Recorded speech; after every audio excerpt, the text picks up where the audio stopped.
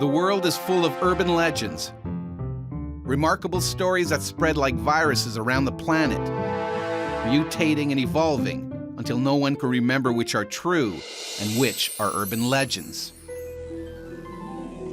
In this episode, Immaculate Deceptions, you'll see 3 amazing stories that happened when things were not as they first seemed.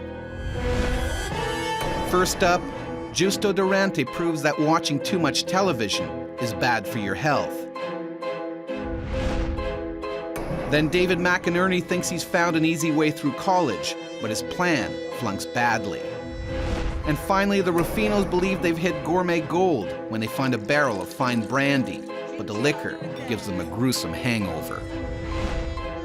Watch all 3 stories and decide which ones are true and which ones are false. Then find out if you guessed right at the end of the show. First, it's a story we've named Put Your Hands Together. The island of Sicily, Italy, is famous for pizza, espresso, and the mafia. But now it has another claim to fame, and it's all thanks to this guy.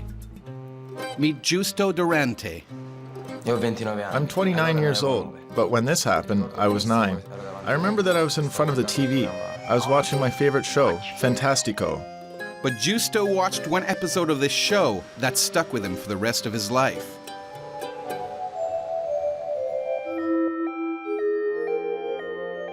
On March 19, 1988, Juusto is at the ER. His hands are locked together, raised up to his forehead. Couldn't stick them apart. We got to the hospital, and the doctors thought it was a joke. The doctor has no idea what's binding his digits and can only suggest cutting the tendons on Juusto's fingers. It was a mess, a huge mess. Stumped, the doctor calls for a psychologist. I thought this thing would never be resolved because I was completely stuck. The shrink has a shocking diagnosis. The psychologist was telling me I was possessed, that I had a devil inside me. He made me more afraid than anything. I would like to do an experiment. Just hours earlier, Juusto is watching his favorite show, Fantastico. Every Saturday at my house, we used to watch Fantastico. The studio audience? Like millions of Italians, Juusto watches famous hypnotist Juusto begin his mesmerizing act. I don't make things appear and disappear. I am, let's say, a mentalist, one who can, with his mind, with the force of his will, dominate and hypnotize people. Put your hands together and place them on your forehead, like this. Your hands are locking tighter. The experiment succeeded. Many people's hands were stuck together. One of those people is Juusto. My fingers were stuck together like cement, hard in an instant. But before the hypnotist can undo his trick, Stop being so silly. Juusto's father turns off the TV. Now Juusto has no idea how to separate his hands. Juusto, what's wrong? It was like I was dreaming because I could not imagine a thing like this could really happen to me. Juusto, what's wrong? Juusto, what's wrong? What's wrong? My mom didn't really believe what was going on, so she said stop joking around. Marco, please come here. Okay. Then they saw me crying and they understood it was real. What are you doing? Just stop being so silly. There was a bit of panic, pulling this way, pulling that way. They wanted to separate my hands, but they couldn't. That's when they decide to take Juusto to the hospital. Juusto's father refuses to let the doctors operate. Remembering that his son was watching a hypnotist on TV, he demands that they track him down. The cops track him down in a Rome restaurant, 300 miles away. I called the hospital in Palermo, and the doctor answered. He said, "Look, We have this little boy whose hands are stuck together. We're going to have to cut them apart with a scalpel. I said, no, let's try something. Let's see if I can do it over the phone. This is Juusto's only chance to avoid painful surgery. Then they put me on the phone with Juukas. I remember well him saying that he was in front of me. Can you see me, Juusto? I want you to relax and listen very carefully. It is I who made your hands stick together. Your hands will separate. Don't look at anyone. Do you remember my face? And I said yes. I am here with you. Do you see me? Listen to my voice. You will no longer hear outside noise. You will hear only my voice. I will count from the number 1 to 3, and on 3 your hands will separate. 1. Your hands are getting looser. 2. Your hands are separating. 3. Your hands are apart. Separate them. It worked! I didn't believe it. I thought my hands would be stuck together for the rest of my life. Therefore, you can imagine how happy I was. Quindi immagina un po' la mia felicità. Watch. So is this story spellbindingly true? Or is it just a load of mumbo jumbo? Find out at the end of the show. But first, check out this mini-myth. Mini-myth number 62, Napoleon's cough. In 1799, Napoleon Bonaparte's army was about to invade Syria. While discussing strategies for the invasion, one of Napoleon's aides asked him what was to be done with the 2,000 Turkish prisoners they were holding. At that moment, Napoleon, who at the time was taken with a bad cough, muttered, "Massacre tout" in French. My blasted cough in English. His aide thought he said "massacre tout," meaning kill them all, and so hurried off to complete his orders, sentencing thousands of prisoners to death. So is this story true or just a sick joke?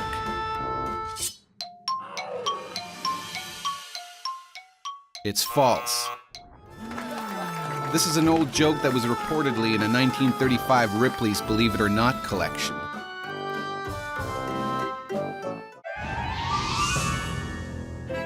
On Urban Legends, we show you 3 amazing stories.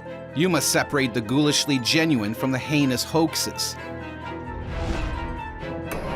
So far, you've seen the tale of Juusto Durante, the kid who got his hands stuck together by a TV hypnotist after his dad turned off the show halfway through. But is it true or false? We'll let you know at the end of the show. Now it's time for our next story. It's called Making the Grade. Portland, Oregon is the perfect place to turn on, tune in, and drop out. It's a haven for people who are taking time out from the rat race. Meet David MacErnie. Born into money, things came easy for David, but when his laziness got the better of him, it all went horribly wrong. In October 1985, Yale freshman David is enjoying college life to the full. I come from a lot of money. I didn't really have to worry about much because I had a trust fund, and I could access that trust fund as long as I maintained my grades. And so I was having a great time until I got my midterm grades. And they're not good. So I was in a bit of a jam, because without those passing grades, I would lose access to my trust fund. I'm gonna fail. What the heck am I gonna do? David tells his buddies about the bad news. This one guy says, hey, there's this rule that says that if your roommate suffers some catastrophe, you, because of the stress, can get this GPA of 4.0. I went, and it was true. I couldn't believe it. David just needs something terrible to happen to his Spanish roommate, Mateus. This guy, he was the exact reverse of me. He was there for different reasons than I was. I was there just to party. Well, Mateus was very driven, very motivated, very disciplined. He was on a full scholarship. This guy was so serious, man. Work ethic. He came from a pretty modest background, certainly not banking. He never partied with us. Every time we invited him out, he didn't want to. He was always in the library. This tastes really good. You want some? No, thank you. Come on, one drink. No, I already have a drink. Thank you very much. This is bull. Okay, you come all this way to study and no fun? I just want one answer, yes or no, you coming or not? No, gracias. So while Mateus keeps studying, David continues to party. You got one chance with us. He was there because he wanted to get a degree, get a job, and then maybe set up his own business. Come on, a little money. So David offers him me. some startup money, and in return, Mateus would fake his own death. Here, if I fail. I thought Mateus would be perfect because he could go back to Spain, set up his business. Come on, man, I need But some Mateus help. plans Come to on. finish his Yale education. Then David makes him an offer he can't refuse. $300,000, how about that? Yeah, $300,000. I'll read the check right now. Now, what do you say to that? Yeah? And I couldn't believe it. The guy bought it. He bought it. First, they must make the suicide seem plausible. He starts looking depressed and acting depressed, and he's a brainiac anyway, so it fits. Mateus mopes for a month, and then David prepares to fake the suicide. And then Mateus would take some of his clothes and throw them in the river because the river could be used as a place where his body could disappear and they could never recover it. Mateus finishes his suicide note, leaves everything behind, and heads back to Spain, $300,000 richer. Daddy? Time for David to play the concerned roommate. I discover the suicide note, then call the police. Everybody seems to fall for the scam, and the cops start to search. And the police went to the river and discovered some of his clothes, but of course, no body. It looks like David's plan is working flawlessly. A few weeks later, in the mail arrived my grades. Voila, 4.0 GPA. And meanwhile, Mateus had left the country with the $300,000 that I gave him. I was surprised that we got away with it. But 2 months later, disaster strikes. And then the savings and loan scandal hits. Dozens of banks go bust, like the one owned by David's family. His party days are over. And my family loses everything. And my trust fund is gone. Unable to afford his college fees, David drops out and has to work for a living. One day I'm, trying to get by, and I open up the newspaper, and I see this seminar, A Path to Wealth. And it's Mateus. I mean, he's changed his name, but it's the same guy. $300,000. Mateus had used David's cash to set up a cell phone company. Now he was a motivational speaker and a millionaire. Couldn't believe it. So is this campus con for real, or have we flunked the truth test? Find out at the end of the show. But first, check out this mini-myth. Mini-myth number 2600, electric chair. 28-year-old Michael Anderson Godwin is convicted of murder in 1983 and is given the death sentence. He spends years in a South Carolina jail, waiting for the electric chair before an appeal finally commutes his sentence to life in prison. After 6 years, in 1989, Michael attempts to repair earphones attached to the cell's television. Seated on a steel toilet, he chomps down on some wires and is fatally electrocuted. Does this shocking story prove that TV is bad for you? It's true. The metal toilet grounded the electric current and let it flow through Godwin's body.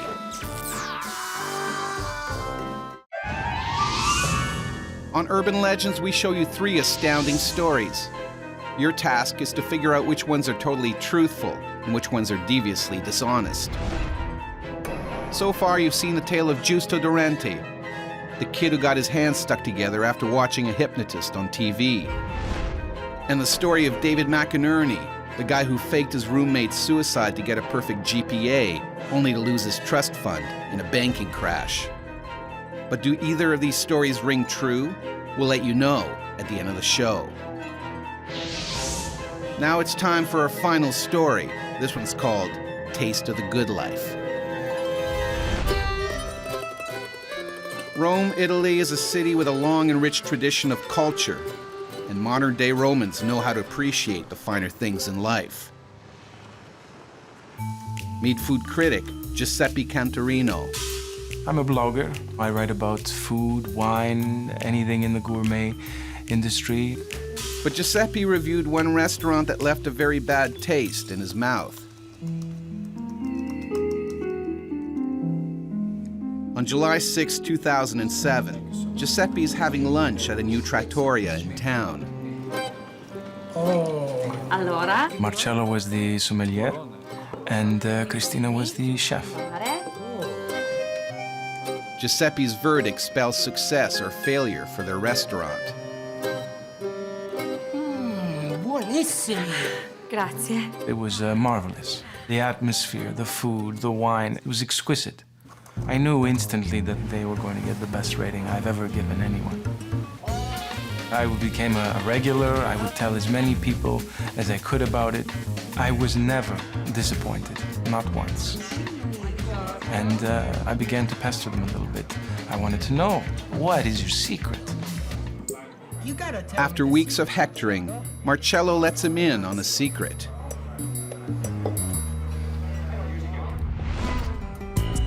Nine months earlier, Marcello and Cristina took over an old restaurant in the heart of Rome. Down in the basement, the previous owners have left what they thought was just junk. Look at this. But it doesn't look like trash to Marcello. And they see a huge oak cask covered in dust. Cristina, Sì. this is full. What? The barrel has a distinctive crest. And they recognize the mark as a mark of an exquisite brandy. It's brandy.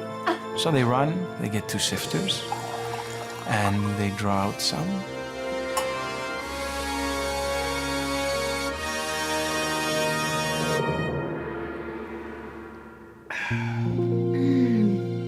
Com'è buono. That's fantastic. They were so thrilled. And they knew now that they had stumbled on a treasure. They come up with a brilliant idea to make their food stand out from the crowd. Cristina adds a little drop of brandy to her signature dish, making it a mouth-watering treat.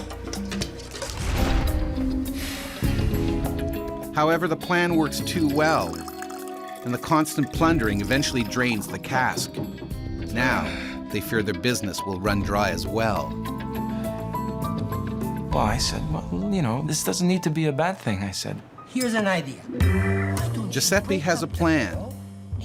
On the trattoria's upcoming one-year anniversary, host a party where they break up the old cask and use the pieces to flavor new barrels of brandy. Salute. Salute. Along came the night of the anniversary. Ladies and gentlemen, we want to say thank you very much. Everyone was there. The press was there, customers. Grazie a tutti. Everything was going beautifully until Marcello started to break up the cask. Marcello would live to regret opening the cask in public.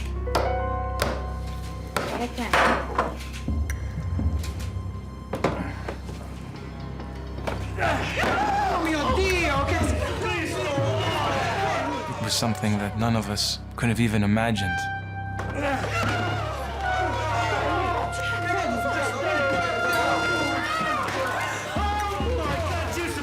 And of course, the press had a field day. It was an absolute nightmare. That was it for me. My reputation was finished. No one wanted to listen to anything I was going to say ever again about anything related to food. So did you swallow this story, or did it leave a bad taste in your mouth? You don't have to wait too much longer to find out. All will be revealed after this final mini-myth. Mini-myth number 427, Death by Candy.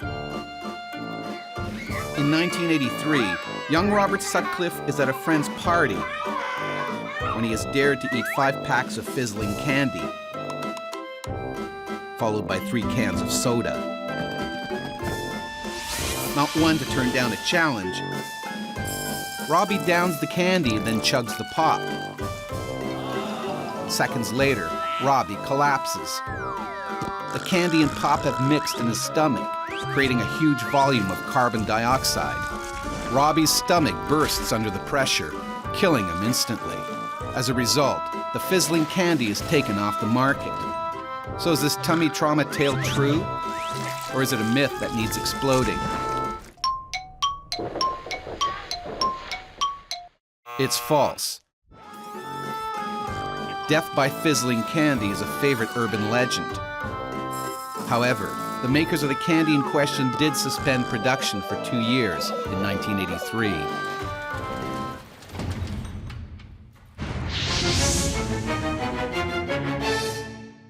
Now it's time to reveal the truth about our 3 stories. First up, it's a tale of Juusto Durante, the kid who got his hands stuck together by a TV hypnotist and then had to track down the performer to undo the spell. But is it true or false? My name is Juusto Durante. I'm 29 years old, and this is a true story. Juusto's situation wasn't unique. The hands of so many viewers remained interlocked that Juukas went back on TV to undo his spell a second time. After that, Juukas was banned from the show. And for 3 years, I didn't do anything. I couldn't do television, I couldn't do hypnosis. Next, it's a story of David MacErnie, the student who got a perfect GPA by faking his roommate's suicide, only to lose his trust fund and discover his roommate had become a millionaire. But did this story make the grade? This story is false. Everything I've told you never happened. This myth first became campus folklore in the 1970s. It's featured in 2 movies, CSI New York and Law and Order, but there's no such thing as good grades for grief. Which leaves the story of Marcello and Christina Rufino, the couple who used an ancient barrel of brandy to give their menu a distinctive flavor, only to discover that the cask also contained a corpse. But is it true or false? I am not Giuseppe Canterino, and this story is false. The oldest version of this legend dates from the 13th century. It has Egyptian tomb raiders unknowingly eating honey from a barrel containing a child's body. That's the end of our episode called Immaculate Deceptions. Did you spot the tasteless truth, or were you fooled by the false fables? However you fared, you'll get another chance to separate fact from fiction in the next installment of Urban Legends.